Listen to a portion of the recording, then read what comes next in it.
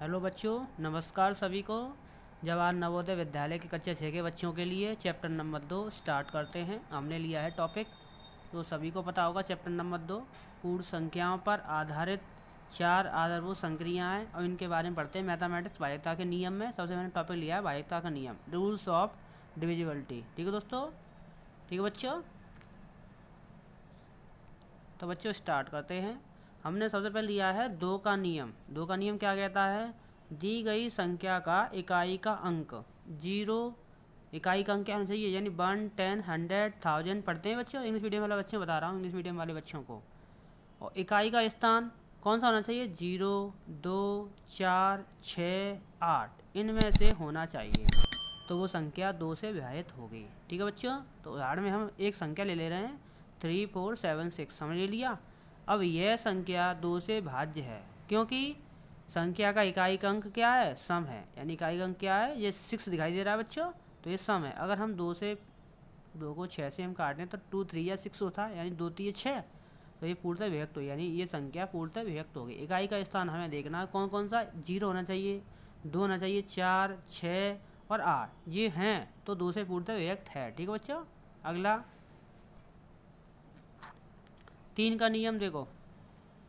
3 का नियम क्या कह रहा है? संख्या के अंकों का योग, यानी जो संख्या दी होती है ना, उनका अंकों का योग 3 से विभक्त होना चाहिए। अब देखो अंकों का योग, पहले देखो 7, 6 और 0, 8 लिखा है ना, इन सबको जोड़ दो एक एक करके। तो देखो 7 + 6 + 0 + 8, अब इन सबको जोड़ दिया, हमने जोड़ दिया, कितना आया? 21। अब हम 3 का 21 में डिवाइड करें तो कितना आएगा? 3 7 जा 21 होता है, यानी 3 7 21, यानी ये भी संख्या 3 से विभाजित होगी। तो हमें क्या करना है? अगर 3 का हमें डिवाइड करना है किसी संख्या से, तो हमें ये देखना पड़ेगा कि वो संख्या का अंकों का योग कर लेंगे, बस कुछ नहीं करना, हमें अंकों का योग करना है, यानी जोड़ना है। ठीक है, अंकों का योग करेंगे जोड़ कर, और उस संख्या का जो टोटल मान आए, यानी कुल संख्या है, वो 3 से विभाजित करनी है, हमें भाग डिवाइड करना है। ठीक है बच्चों, तो वो संख्या 3 से विभक्त होगी। ठीक है बच्चों। अगला 4 का नियम क्या कह रहा है देखो। संख्या के अंतिम 2 अंक से बनी संख्या 4 से विभक्त होनी चाहिए। संख्या के अंतिम 2 अंक, ठीक है, ठीक है बच्चों। तो अंतिम 2 7, 3, 5, 2 को हमने उदाहरण लिया है। अब संख्या के अंतिम 2 अंक देखते हैं, कितना है? 24 तो है, दिखाई दे रहा है 24, तो 24 है, यह 4 से विभाजित है क्योंकि अंतिम 2 अंक में 4 का भाग जा रहा है। अब देखो 4 6 24, 4 8 जा 24 होता है। ठीक है बच्चों, 4 या 24 होता है, पूरी पूरी कट रही है। हमने लास्ट के क्या देखने हैं? हमें लास्ट के 2 अंक देखने हैं, कुछ नहीं करना हमें 4 के अंक में। ठीक है बच्चों, ये याद कर लेना, बहुत इंपॉर्टेंट है, और कॉपी पे नोट कर लेना, बार बार ये चीज़ नहीं बतानी पड़े, और हम क्वेश्चन कराएंगे तो कोई दिक्कत नहीं आनी चाहिए बस। ठीक है बच्चों, तो आपको ये याद करने पड़ेंगे, थोड़ा समझ लो, याद करने की ज़रूरत ही नहीं है, हमें समझना है बस। और वीडियो को बार बार दे सकते हो, अगर नहीं समझ में आए तो वीडियो को दूसरी बार रिवाइंड कर सकते हो। ठीक है बच्चों। तो क्योंकि अंतिम 2 अंक 4 से विभाजित जा रहा है, अतः यह पूरी संख्या 4 से विभक्त होगी। हम 4 6 24, 4 8 जा 4 6 जा 24 होता है। ठीक है बच्चों, कोई बात नहीं, हो जाता है इंग्लिश मीडियम के लिए। तो 4 6 जा 24। ठीक है बच्चों, तो ये पूर्ण संख्या हमें क्या करना? 4 का नियम चेक करना, तो हम अंतिम 2 अंक देखने हैं बस। तो ये समझ जाना बच्चों कि 4 से विभाजित है या नहीं। अगला 5 का नियम क्या कहता है बच्चों? 5 का नियम कहता है बच्चों, 5 का नियम, इकाई का अंक क्या होना चाहिए? 0 या 5 होना चाहिए। इकाई का अंक कैसा होना चाहिए? 0 या 5 होना चाहिए बस। अब हमने एग्जाम्पल लिया है 332795, ये लिया है हमने। ठीक है दोस्तों, ठीक है बच्चों, 3,32,795, 3,32,795 हमने अंक लिया है। अगर हम कोई संख्या ले लें, जैसे हमने कोई संख्या ली 4260, तो देखो 0 आ गया, देखो इकाई का अंक कैसा होना चाहिए? 0 आ गया, तो ये संख्या 5 से विभक्त हो गई। ठीक है बच्चों, जैसे मैंने पूरा ये काटा 42 वाला, तो 5 और 40 हो गया, 5 8 जा 40 हो गया, कितना बचा? 2 बचा, 2 कैरी बचा इसमें से। तो हम क्या करेंगे? 2 इसमें रिमाइंडर बच रहा है, तो हम क्या करें? 26 और 5 5 या 25 हो गया। अब कितना बचा? 1 और 0 ले लो, देखो 10 बचे। अब 5 2 या 10 होता है, यानी कट गया पूरा, तो 5 से ये भी कट रहा है। ऐसी हमारी ट्रिक है ये, इस तरह की कि 0 अंक होना चाहिए, इकाई का अंक 0 या 5 होना चाहिए, तो ये पूरी संख्या 5 से विभक्त होगी। ठीक है बच्चों। अगला 6 का नियम क्या कह रहा है, ये देखो 6 का नियम कह रहा है दी गई संख्या 2 या 3 दोनों में से व्यक्त होनी चाहिए। 6 का नियम ये कहता है, यानी अगर 2 का 3 का हम मल्टीप्लाई करें यानी गुणा करें तो 2 3 6 होता है। इसलिए 6 का नियम क्या कहता है, 2 और 3 दोनों में से व्यक्त होनी चाहिए। वो संख्या 6 से भी व्यक्त होगी। ठीक है बच्चों। हमें 2 और 3 से काटनी है। अगर 2 3 से पूरी संख्या कट रही है तो संख्या 6 से विभक्त होगी। ठीक है बच्चों। तो दी गई संख्या 2 और 3 से विभक्त होनी चाहिए। तो हमने उदाहरण लिया है 6702। ठीक है बच्चों, हमने लिया है 6702 संख्या ली है। तो ये संख्या 2 इकाई सम संख्या एवं 3 अंकों का योग 3 से विभाजित होना चाहिए। ठीक है बच्चों। दोनों से विभाजित है, अतः 6 से भी विभाजित होगी। ठीक है बच्चों। तो आप कर सकते हो, कोई दिक्कत नहीं है, बहुत ही सिंपल है ये भी। अगला तो हमने 3 का नियम तो ऊपर लिखाई दिया था, क्या किया था हमने जोड़ कर बताया था। और 2 का तो इकाई का अंक क्या होना चाहिए, 0 2 4 6 8 होना चाहिए। तो बस वो ऐसा कट गया था। ठीक है बच्चों। तो कोई दिक्कत नहीं है, आप कर लेना। अगला 7 से विभाजित यानी 7 से विभाजित। देखो इकाई अंक को 5 से गुणा करके, इकाई अंक को क्या करेंगे 5 से गुणा करके बची संख्या में जोड़ दो।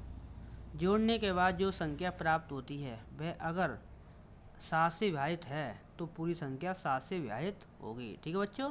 जैसे मैंने एग्जाम्पल लिया है 343 343 ये लिया है। तो हम क्या करेंगे, स्टेप 1 में हम क्या करते हैं, इकाई अंक को हम 5 से गुणा करेंगे। ये 3 संख्या दिखाई दे रही है, हम इसको 3 से गुणा करेंगे। 3 गुणा 5 ये हो गया। तो कितना आ गया, 15 आ गया। अब देखो इतना आ गया। अब 34 बचा, 34 हम क्या करेंगे 15 जोड़ देंगे, ये वाले 15 जोड़ दिए हमने। देखो अब स्टेप 2 में क्या, अब इस संख्या को इकाई अंक छोड़कर बाकी की संख्या में जोड़ देंगे, यानी 15 ये वाला और 34 ये वाला बचा हमारा। ठीक है। तो कितना हो गया 49। 49 को हम 7 से डिवाइड करें, 7 7 या 49 होता है, 7 7 49 होता है। तो ये संख्या 7 से विभाजित होगी।